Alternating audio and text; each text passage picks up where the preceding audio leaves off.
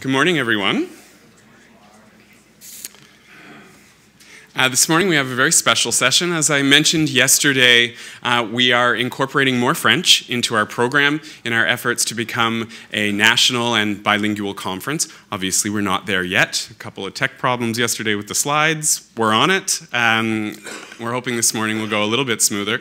If you don't speak French, si tu parles pas français, il y a des traducteurs in the back, and that will help you get through the morning session. The translation service, I believe he just explained to everybody. Are there still any questions about that? Okay, great. So it's my pleasure to introduce the moderator for this morning's session. It's Dr. Joanne Otis, who holds a PhD in public health and has been a professor in the Department of Sexology at UQAM, the Université de Québec à Montréal, since 1991. She was Canada's research chair in health education from 2005 to 2014, and she's the principal co-investigator of Mobilize, a project that was introduced to us yesterday. She's distinguished herself through her participatory action research projects with community HIV organizations in Quebec, Canada, and around the world, and we're happy to call her a friend at the CBRC. Good morning, Joanne.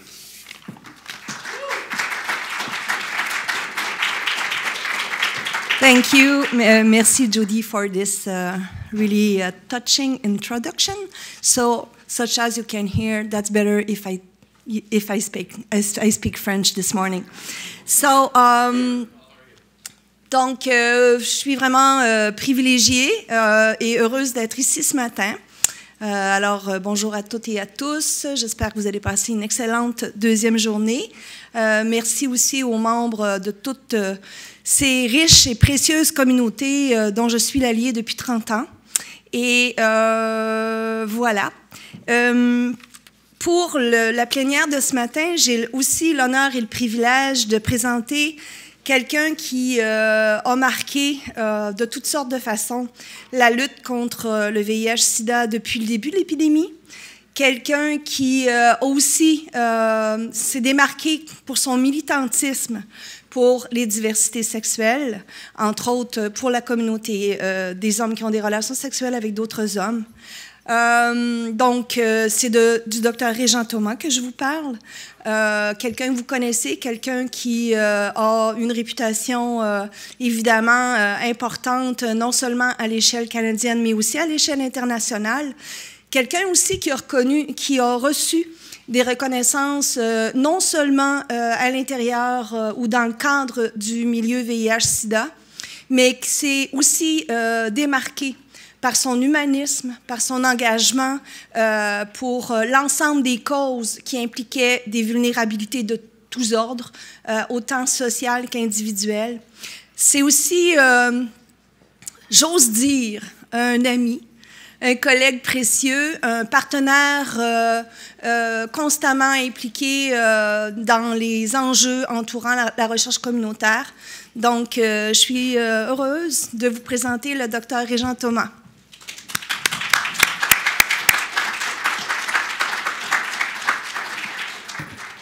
Merci, bonjour tout le monde. Ça commence bien.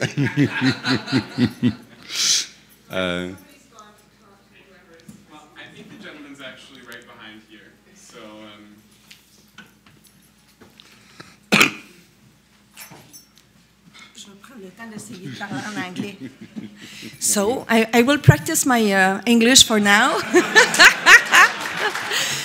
So that's an honor for me this morning to have this privilege to present Dr. Régent Thomas.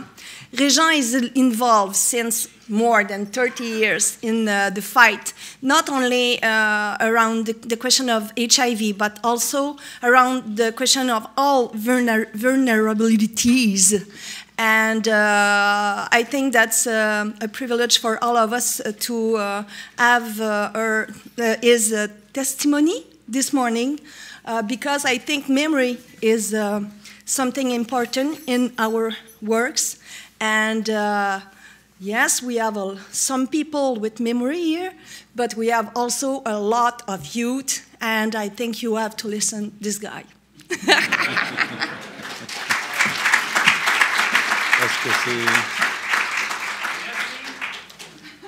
I can speak English, but Judy don't want that I speak English.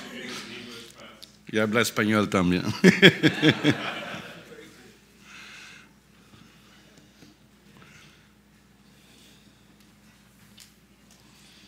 Alors, j'espère que je vais avoir mon 50 minutes. Le temps passe, le temps passe.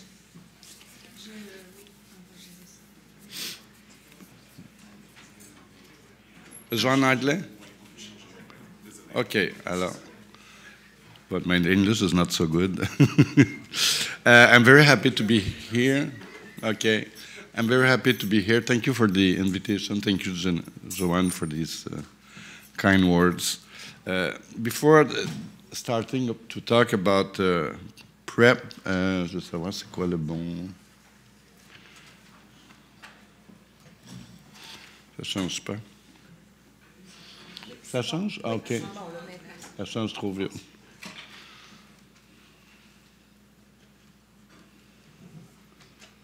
Okay, before starting talk about PrEP, I will.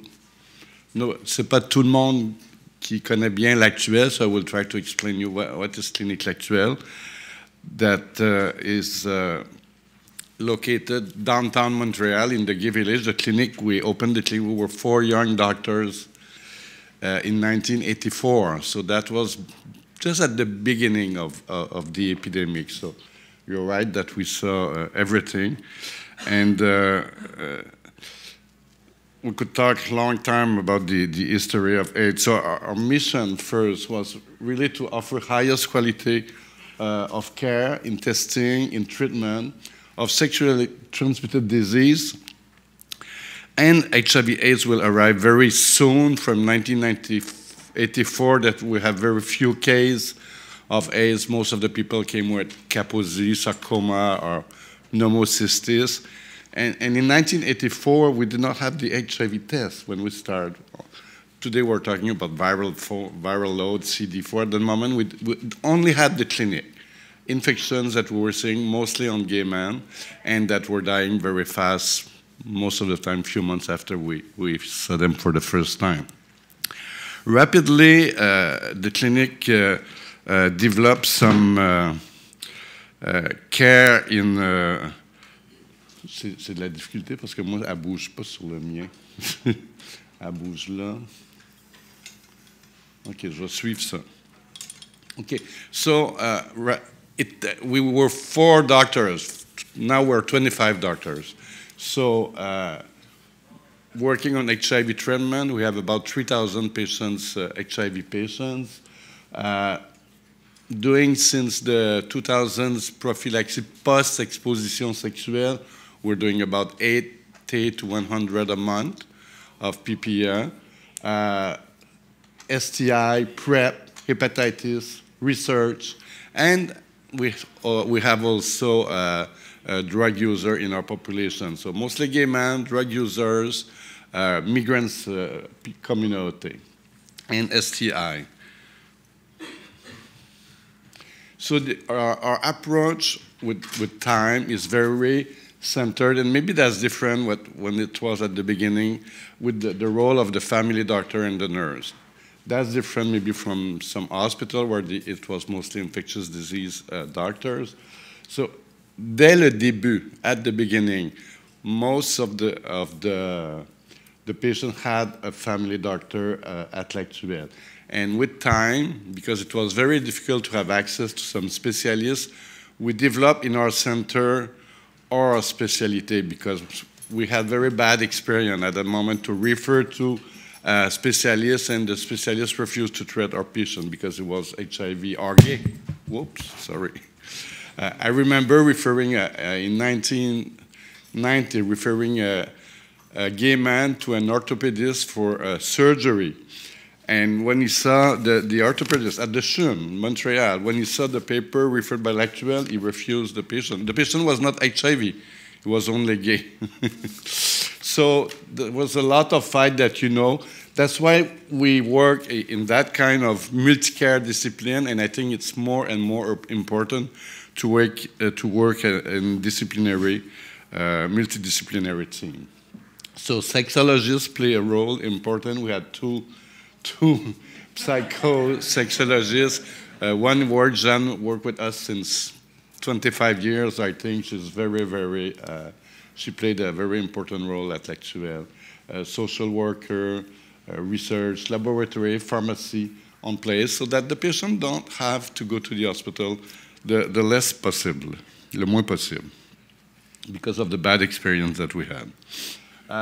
So another point that I want to bring before arriving to, because we're discussing a lot, est-ce que la traduction marche? No? We're discussing a lot about today HIV, U égale U, undetectable égale untransmissible. But this is not new, in fact. This was written in 2008, 10 years ago, by the Swiss cohort.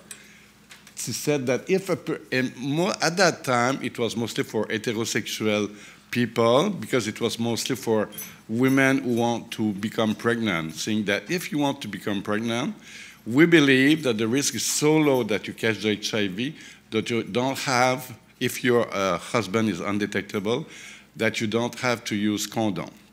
I remember at that moment, and if you don't, there was 3 criteria. You're HIV positive, undetectable, you follow well your treatment, that means you're going to your care, and you don't have any sexual transmitted infection, because we believe that if there was herpes or syphilis, that it could increase viral load and maybe cause some risk. So that was in 2008. So we will come back with. So it's not a new thing. I remember when the Swiss did that comment, there was a lot of, in the community group, in the medical. I remember I did an interview with CBC and discussing about this proposition, and people said, you encourage people to have unprotected sex. And you will hear that a lot with PrEP, that's for sure. So it's not to encourage people, it's to tell the truth. And we're in 2018, people will find the truth, or fake news, but what they want, on the social networks. Why MSM is, why it is so important to have access to some tool like PrEP in some community and in gay community, because the prevalence of HIV in the gay community is so high, in Montreal, between 12 to 15%. If you're older, it can go to 20, 25%. So it's prevalence like in African community in general population.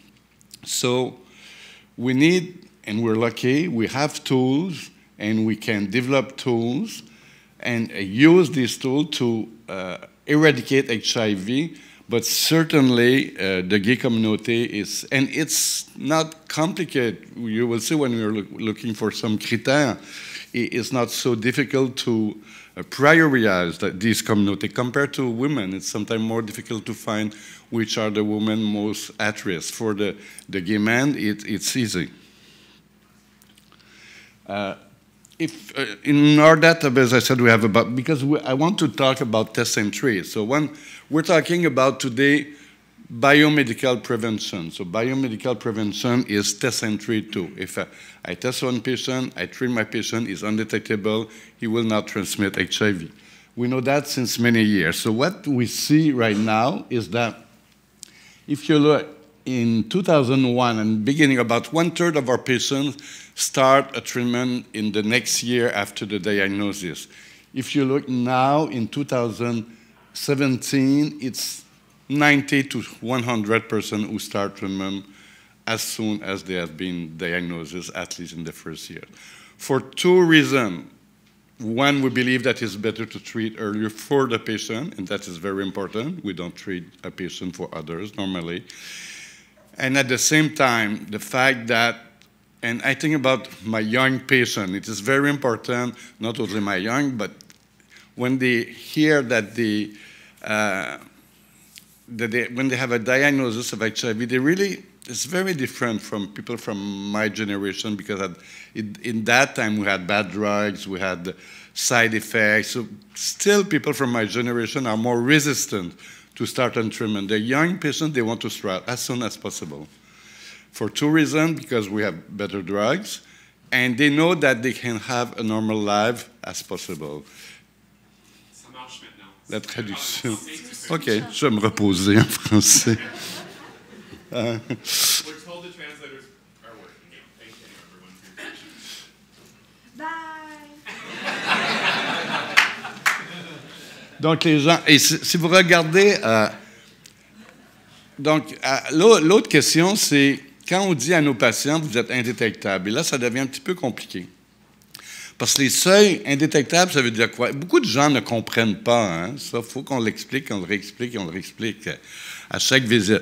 Ça veut dire, ça dépend de votre seuil de détection. Par exemple, si vous allez dans certains pays africains, la charge virale indétectable, c'est en bas de 1000 copies. Si, au Québec, maintenant, c'est 20 copies. Je ne sais pas c'est quoi à Vancouver, 50? 40? Alors, nous, on était à 40 jusqu'à récemment, puis là, on est à 20.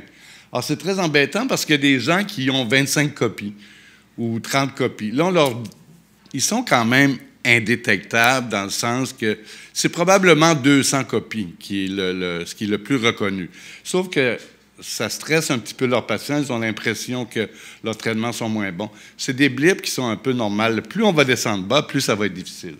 Dans nos données, on a 94 % de nos patients qui sont indétectables et on en a 98 qui ont une charge virale en bas de 500 copies.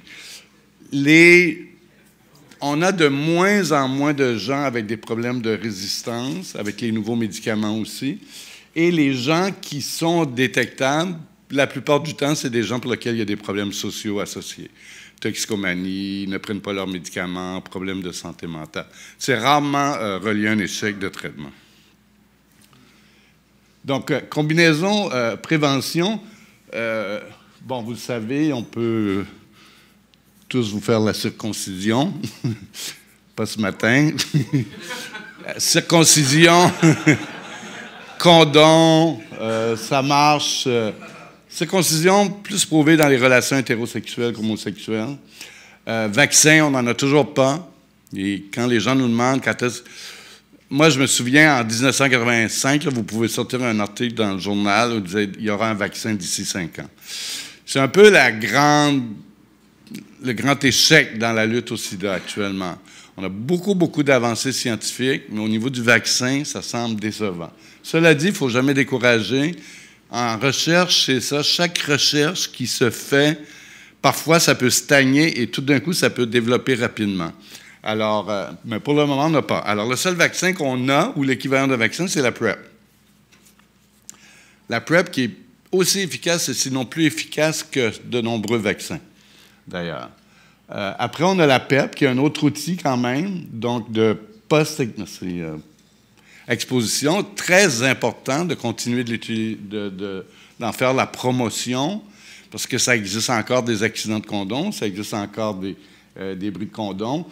Normalement, à l'intérieur de 48 heures, non, on y va jusqu'à 72 heures, mais le plus rapidement le patient vient, le plus efficace. C'est sur près de 5000 patients qui ont consulté pour la PEP à l'actuel, on a un cas de transmission. On en a quelques-uns, mais les autres avaient continué d'avoir des traitements à risque, des comportements à risque pendant qu'ils étaient sous traitement.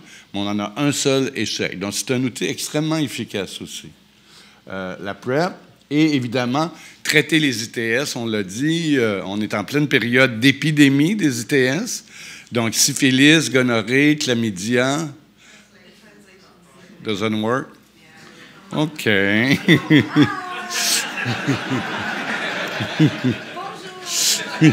So you tell me. So we're in all les grandes villes dans le monde, the cities, Montréal, Toronto, Vancouver, London, Paris, there's an epidemic of STI right now. Syphilis, gonorrhea, chlamydia, lymphogranulome vénérien, etc. So it is very important that people are getting tested and treated for STI to decrease the risk for HIV transmission. We're doing PEP since 2001 in Montreal, as I said. We're lucky. It was paid by the government rapidly. So when we say paid by the government, we have in Quebec, it's not 100% free. It's 90% free. So it's still an issue for some people. For PrEP, it's still an issue. Young people who have insurance of their parents, they don't want. Recently, we had a guy who came for a PPA at L'Actuel. So if you have the insurance of your family, you cannot use the insurance of the government. So you have to use the insurance of family. So he decided not to use PPA. Yeah, and 3 months after, he became infected. So it's still an issue, and we're trying like that, trying to see what we can do. So same thing for treatment. It's not paid 100%. We have a good system, but it's not completely free. PrEP, that's okay. No, that's PEP. So every month, about 60 to 80, sometimes 100 PEP at the clinic, depending of the more during the summer than the winter. And there's this new tool that is PrEP. So what is PrEP? This is So we have data on PrEP since 2010. The first data. I will show you some scientific data. And we're in 2018, and it's still not reimbursed in Vancouver, not reimbursed in most places in Canada, in many places in Canada, and it is as effective as a vaccine. We started to do some publicity in Gay Magazine in Montreal in 2013 because people at that moment gay men were not very aware, except gay men who traveled. The gay men who traveled was the more aware. They come to L'Actuel, they said, I just arrived from Boston, everybody's on PrEP, what's that? I just arrived from New York. So that's the way we start to promote some information that gay men could be aware about that new tool against HIV, because it's a tool, like with other tools, for people who think they need it. So PrEP is providing HIV drugs, HIV negative and at-risk individual with antiretroviral, Truvada. You know what's Truvada? So the first study was in 2010. That's it. IPREX for men who have sex with men. And the first data that were communicated, the results were not very good. It was about 44% of success. So, ça marche. OK. It's good.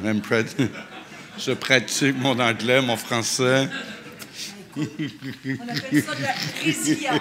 C'est ça. So, il fait chaud.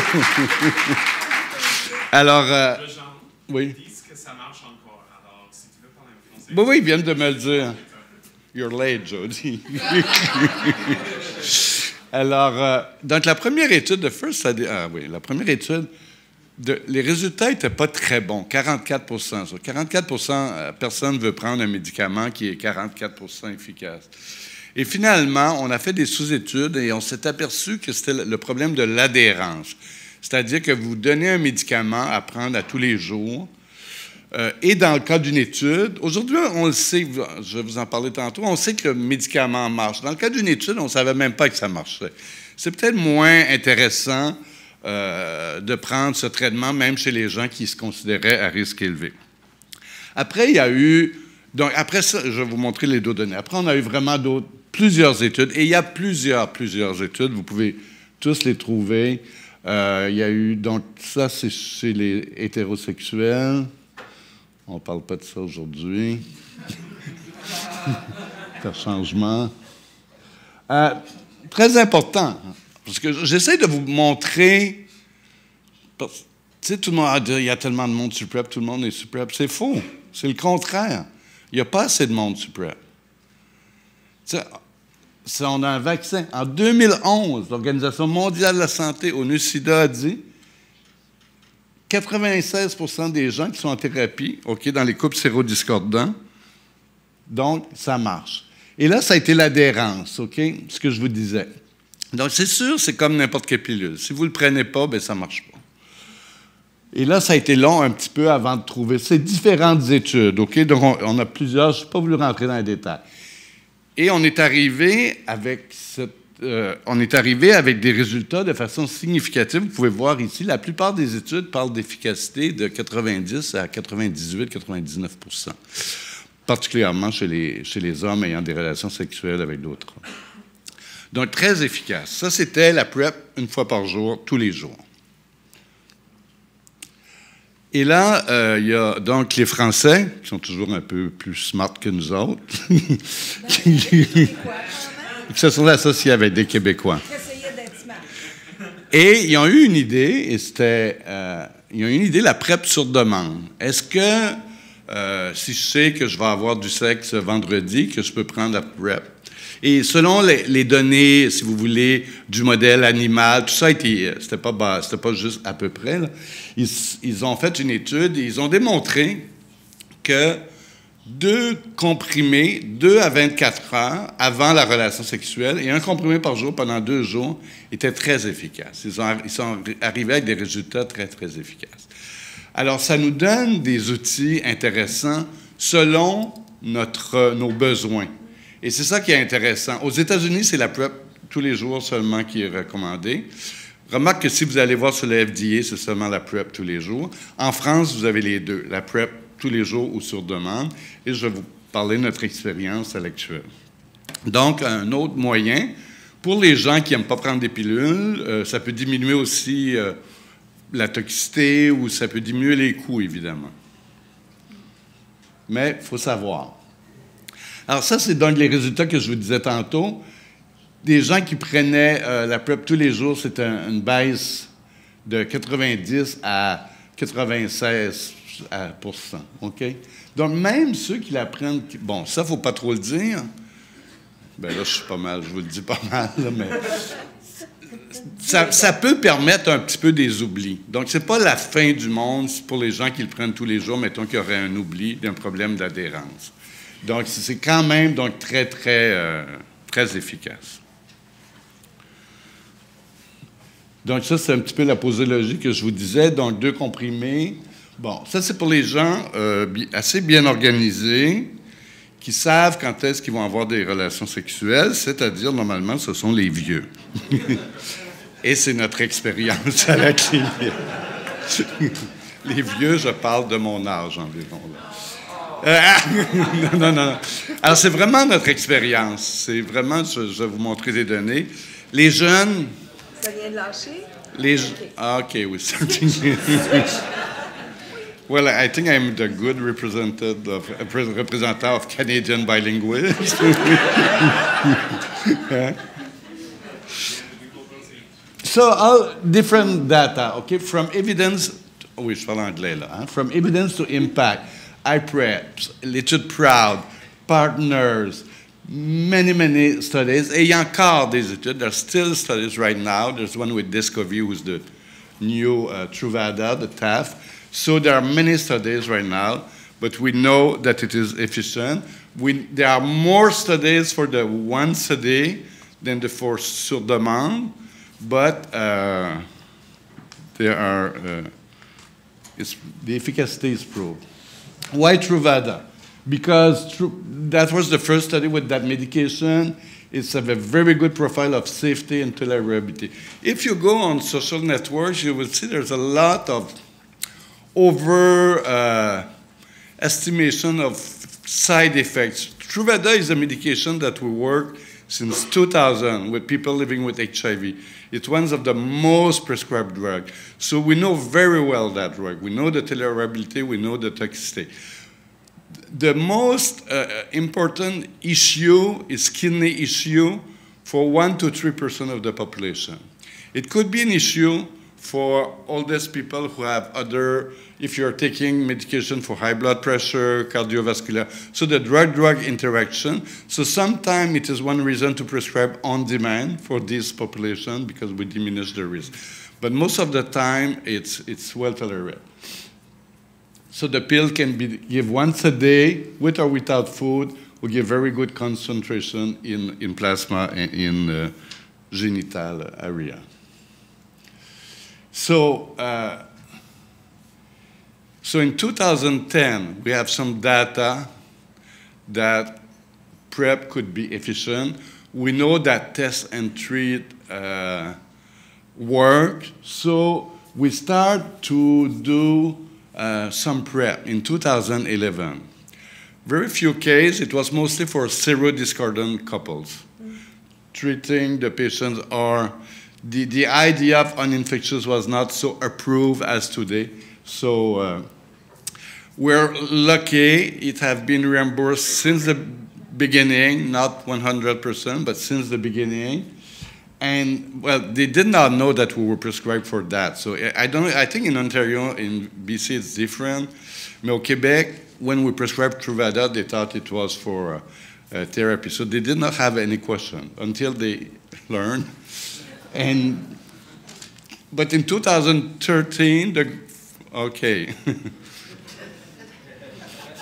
I need champagne.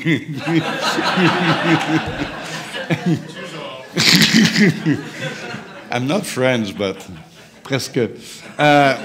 Ça, en 2013, le gouvernement a fait une lettre, une petite mention disant la PrEP peut être remboursée si elle est prescrite par des experts dans le VIH. C'était un petit mot tout simple. Puis en 2013, on a commencé à faire des lignes directrices. Et donc, on n'a jamais eu vraiment un problème de remboursement de la PrEP, ce qui est quand même fantastique. On utilise beaucoup, un des problèmes avec le VIH, et quand on rencontre nos patients qui viennent pour faire des tests de dépistage, beaucoup de personnes sous-estiment leur risque. They underestimate their risk.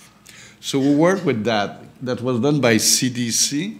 Et si vous avez un score de plus de 10, the doctor should discuss of PrEP with you. So if you look from 18 to 20 years old, you already have 8 points.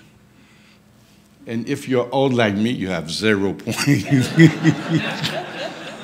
I think this is not fair. Because 18% of our new cases at actual are 50s and over. So it's not completely. We could discuss, but it's interesting. We do that with the patient, and sometimes the patients are very surprised, you know. OK. Alors nous, on ramasse les données aussi. Alors ce qui fait qu'on voit nos patients à tous les 3 mois. Pour certains patients, ils trouvent ça beaucoup. Ça dépend des activités sexuelles, évidemment. Alors, il y a peut-être certains patients qu'on pourrait voir aussi, mais on est en train. Mais l'idée, c'était de ramasser des données. C'est pas seulement prescrire la PrEP puis pas avoir de données. C'est vraiment intéressant puisqu'ils nous permettent de publier. Alors, tous les 3 mois, le patient vient. Première visite, il voit une infirmière. Il voit un médecin. Il y a un dépistage complet. Il passe un test de HIV, évidemment. Et il y a beaucoup d'informations, de counseling. Les gens ont beaucoup de questions. Alors, c'est intéressant parce que nos patients sous PrEP, dans le fond, c'est des plus éduqués un petit peu. Et ils viennent à tous les 3 mois passer des dépistages. Et donc, on les suit comme ça. Si vous regardez donc comment... J'ai pas de... Ah oui, peut-être ça. Il me reste juste 10 minutes. Non, mais moi, j'ai commencé 15 minutes en retard. J'ai parlé anglais français. Ça vaut 5 minutes. Oui. Donc, en 2010, les études de IPREX dans le New England Journal of Medicine. 2012, les États-Unis approuvent. Alors, nous, vous savez, on a quelques cas. 2013, la note mais c'est surtout que on commence un petit peu à en parler, mais c'est encore pas beaucoup. Maintenant, on commence à faire un petit peu de publicité dans les médias. Et là, c'est là où ça saute. D'abord, les résultats d'Hypergay sortent. Donc, on en parle beaucoup à Montréal, dans les médias, etc. Et on commence. Vous voyez, 60 à 80 consultations là, facilement par mois. 2015 est une grosse année, mais ça continue. ça continue. Et le début de Mobilise. Oui. Donc, Hypergay, Santé Canada. Alors, vous voyez, on prescrit ça depuis longtemps, nous autres. On n'a pas attendu Santé Canada. Donc, à chaque fois, j'avais un appel d'un journaliste. Vous savez, vous n'avez pas le droit, selon Santé Canada, de prescrire le Truvador. En fait, ce n'est pas complètement vrai. Le Collège des médecins nous autorise à prescrire un médicament si on juge qu'on a des études scientifiques suffisantes pour le prescrire sans avoir l'appui de Santé Canada. Et Santé Canada, c'est une fois par mois. Donc, ça, c'est notre pattern. L'Ontario vient de recevoir, Poor Rich Province,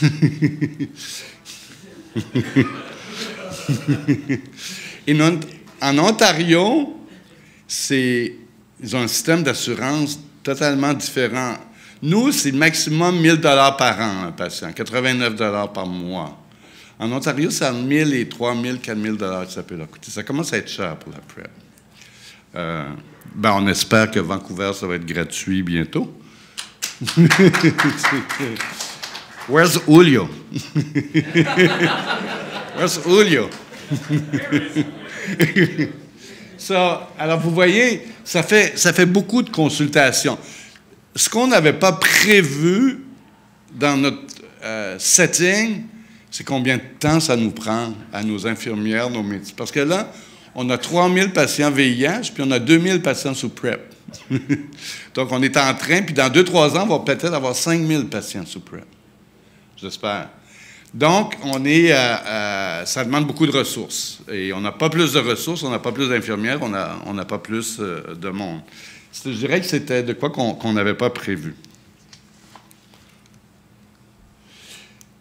Majoritairement, pour le moment, c'est des hommes. Ça, c'est une slide là, qui a été faite un petit peu parce qu'on a plus de patients. Maintenant, on a un gynécologue à l'actuel et qui a une grosse clientèle de travailleuses du sexe. Et de plus en plus de travailleuses du sexe sont au courant de la PrEP et lui demandent la PrEP. Alors, on va avoir une cohorte de femmes. Ça va être intéressant, je pense. And you know what they do? They increase their price with the client.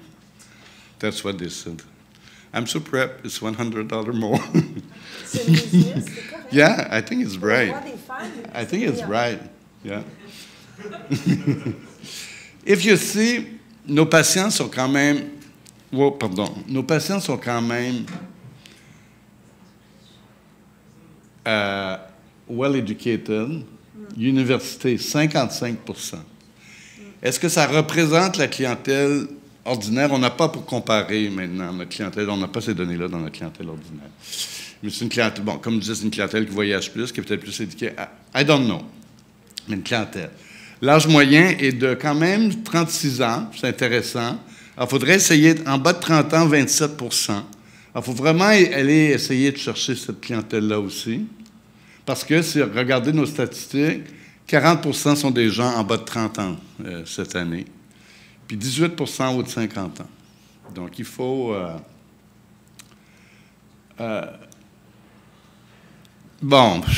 je ne vous enseignerai pas grand-chose. I think you know where you meet people more than me. So, I talked with my nephew, I said, you know when you go to a discotheque, he said, Manon, we say club, we don't say discotheque. Discotheque, what is that? Oui, la boule. Most of our patients are taking every day, 80%, but it moves. Le plus intéressant chez les patients PrEP, they are very bright, they know when they need it. So they can take it. Some patients are taking every day since 2 years. One of my patients had a fracture de la hanche. He said, well, j'ai pas baisé pendant 4 mois, j'ai pas pris les médicaments. So they know, when they need.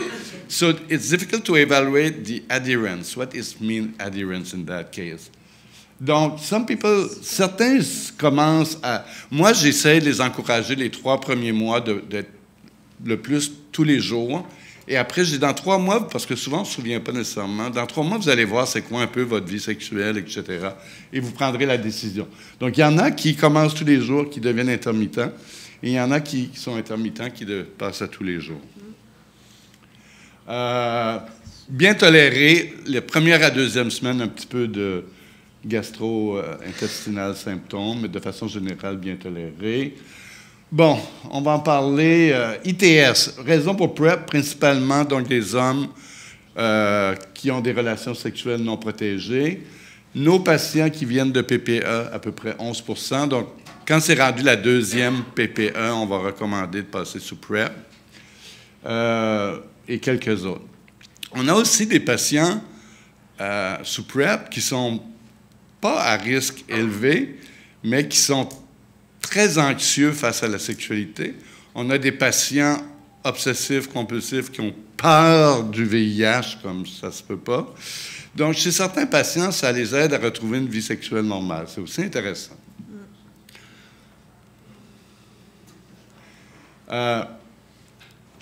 On aime faire des belles publicités à l'actuel. Oui, ça va être correct. Ça attire l'œil. C'est magnifique. Oui. Alors, quand on a commencé à faire la PrEP, on ne savait pas le temps, comment c'était long, puis les gens arrivaient. Alors, on a commencé à ouvrir des cliniques PrEP. Quand le patient téléphone, il va dire c'est pour un dépistage, non, c'est pour la PrEP. Alors, ça nous permet de mieux organiser notre travail, d'avoir le rendez-vous avec l'infirmière, d'avoir tout le temps de répondre à toutes ces questions, de faire le dépistage au complet. Donc, on appelle ça des cliniques PrEP. On voit autant de PEP pour le moment que de PrEP. Ça n'a pas baissé. On l'a dit. Donc, comme je l'ai dit, ce sont les plus vieux qui prennent plus la on-demand.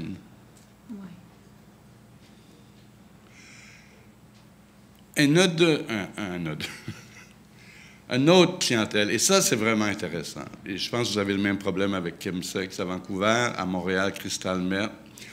Un de mes patients est sous Crystal Meth depuis une couple d'années. Donc, prend beaucoup de risques. Gonorrhée anale, syphilis, chlamydia anale, lymphogranulome vénérien, hépatite C. La totale. Totale. Il n'a jamais manqué une pilule de Truvada. Now, he takes no more drugs since end of June. Il ne prend plus. Il est en train de... Si je n'avais pas eu la PrEP, aujourd'hui, j'aurais le VIH. Donc, je ne crois pas que c'est parce qu'il est sous la PrEP qu'il y a eu ces ITS-là. C'est plus Chemsex. Donc, la clientèle Chemsex, c'est vraiment une clientèle importante.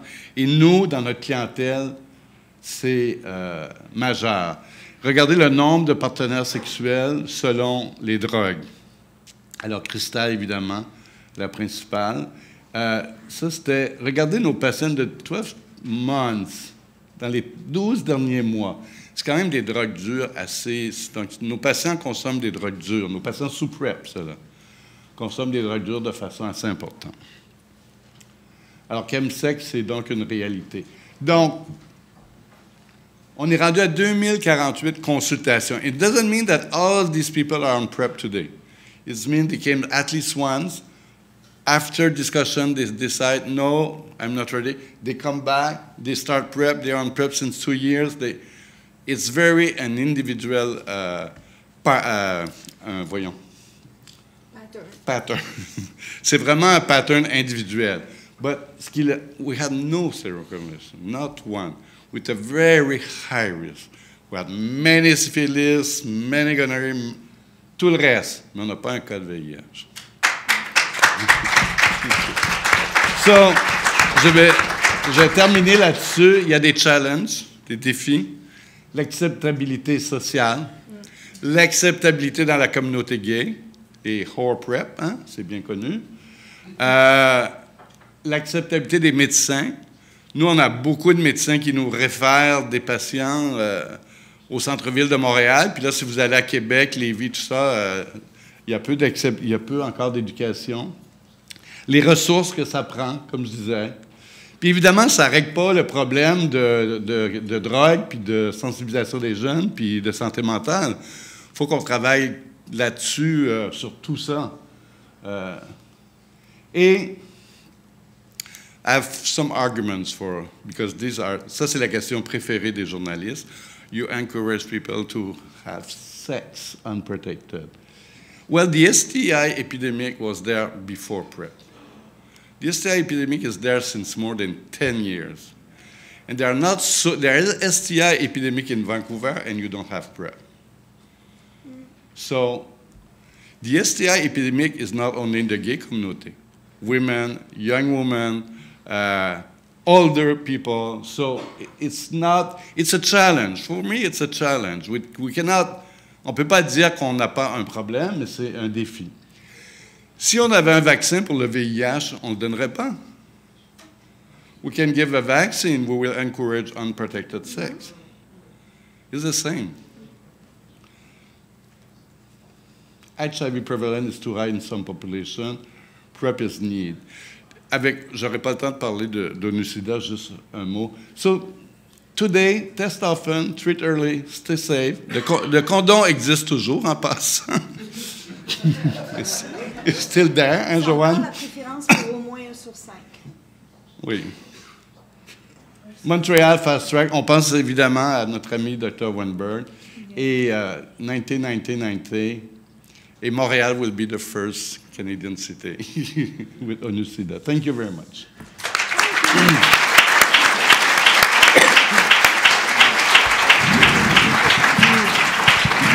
So, merci beaucoup, Régent. Vraiment très, très étouchant et important sur le plan de l'histoire de cette lutte-là. On aurait le temps pour 2 ou 3 questions compte tenu du switch anglais-français, anglais-français. Et comme vous voyez, vous pouvez poser votre question in French or in English. Question in French or in English are accepted. Yes? Thank you for the very well-detailed presentation. This may seem a non sequitur, but the 4 images you showed for your advertisements, and I believe that when you did the last 3, you made the comment, we like to have nice advertisements. I think we've come a long way in our advertisements about HIV and presenting a diverse look at ethno-racial perspectives. But given what you've shown and what I've seen throughout yesterday, it would be nice if there was some averaging of appearance. I think people might relate to it more. And I would imagine in this day and age, somebody could do a computer scan of this audience and come up with the average appearance rather than this emphasis on great beauties. La publicité est très blanche, très jeune, yes, you're right. et pas diversifiée. Well, you know, we're not public health department should do this publicity that they don't do. So we have very few publicity. Often we repeat, but it's true. It's a good point. In other campaign that we did that was not for PrEP, for dépistage, testing, it was more diversifié. But it's a good point. It's always difficult to do publicity with, because sometimes it's the opposite, you know. You put a black person, with les Haïtiens à Montréal, on a eu ce problème-là. On a fait une campagne avec la communauté haïtienne et on s'est fait dire, ah, vous nous stigmatisez. Yeah. That's all. Yeah. Excuse me. So I think we've come a long way in diversifying across the different populations in our country. My comment was specifically about the emphasis on great beauty. I know some of us in the room were involved in the BC Stigma Index project, and for a committee of 10 or 15 people, we're sort of the good, the bad, the ugly, as it were. But we all stood up and did little video clips, what stigma means to me, and I think that those clips, which were just normal people rather than a group of people who look like they're models, perhaps packed a more powerful message. Good. Thank you. Maybe a last question? Ouais, j'avais une question. Merci pour la présentation. Quand vous parlez du Québec, vous avez dit que c'était il y avait une limite de 1000 piastres par mois. Par an. Pardon? Par an, by year. Ah, par an? OK. Oui. Alors, et puis, ça, c'est différent de l'Ontario, parce que, comme j'ai compris, l'Ontario, ça pouvait devenir beaucoup plus cher. Oui. Est-ce que ça rend les médicaments beaucoup plus accessibles aux gens de la rue, comme ceux qui sont affectés par la toxicomanie? Don't forget that les gens très pauvres qui sont sur l'aide sociale, c'est 100% gratuit. Ah, OK. Alors, ça Oui. serait, Oui. ceux qui sont sur l'aide sociale vont Oui. l'avoir gratuitement. Oui. Oui. Merci. Je voulais juste savoir. OK, parce que c'est Jody. Ah. Ça va. Jody, allez. Tu m'en dois une. Well, we did start a little bit late. Rajan, I've actually seen a number of your ads when I lived in Montreal, and I know that you don't always put buff men on them. One of my favorites was actually, it was a promotion for PEP, and it was a condom. And it had been dropped in like a glass or a bowl of milk or something. And I remember it was like a very impactful image. And also to promote PEP by using a condom I thought was quite clever as well. Peut-être je l'ai manqué, mais did you put up any slides on ethnocultural diversity of your sample at Laxuel? I'm just wondering. But I can tell you our sample at Laxuel. It's mostly gay men, but we have many African patients from Haiti, Oui. Latinos, and right now in the not necessarily in the HIV, but our new gays from a lot are from Middle East, Oui, c'est vrai. et Syrie, Liban. C'est notre nouvelle. Avant, c'était principalement latino, la clientèle gay. Puis maintenant, ça a vraiment changé dans les 2 dernières années. So it's a big challenge with them because ils viennent de pays où il y a eu beaucoup d'homophobie. Ils arrivent en ville, ils ont eu très peu d'informations sur le sida et ils sont très à risque. Alors, mais c'est notre nouvelle clientèle migrante. Okay, merci bien. Merci. Je vais me permettre un dernier commentaire, je pense très important, qui fait that makes a link with what we talked about yesterday. That's the information you say. That's really important to educate your patient about the viral load. But, you know, that's also extremely important to educate also all the members in the community about this. Because considering the viral load of our partner is a really efficient strategy. So I want to make a comment about that. Yes, because that's the major issue right now. If you're going on Grindr, you will see HIV negative tests in February. Positive, undetectable. Patients arrive. I have a new boy. I had sex last week. They come from opinion about PEP. He told me it's HIV and undetectable. So the difficulty is always faithful. You know, est-ce que je trust? Est-ce que je fais confiance? When it's new person, it's more difficult. If it's your boyfriend, you know, since 5 years and you know with him with the doctor every 2 months, no problem. So, alors parfois, quand les gens me disent j'ai un nouveau partenaire, il est VIH, il est indétectable, est-ce que je devrais prendre la PrEP? Scientifiquement, non. Mais c'est plus la question de la confiance, il prend bien ses médicaments. Si je me dis, je les mets sous PrEP pour quelques mois, puis si dans 3 mois tu es encore avec, puis que ça va bien, puis vous vous faites confiance, tu pourras cesser la PrEP. Alors, sur ces mots, merci infiniment, Dr. Thomas.